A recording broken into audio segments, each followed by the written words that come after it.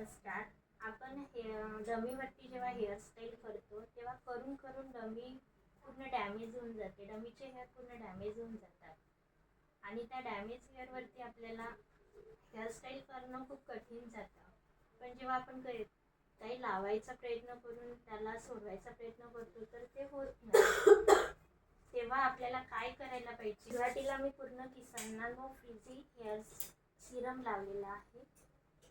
त्यांनी काय होईल तर जे गुंतलेले केस आहे, खूप रफनेस झालेला आहे, त्याच्यामध्ये स्मूथ स्ट्रक्चर येईल आणि आपल्याला आयनिंग करताना खूप सोपं जाईल.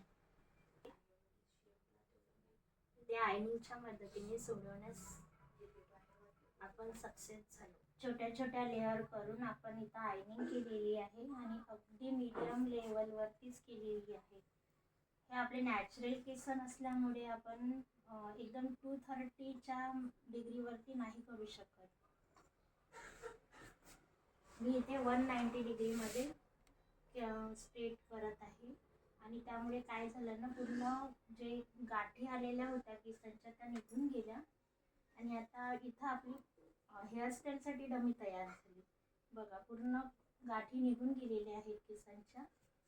बघा किती छान, अगदी व्यवस्थित स्ट्रक्चर आलेला आहे.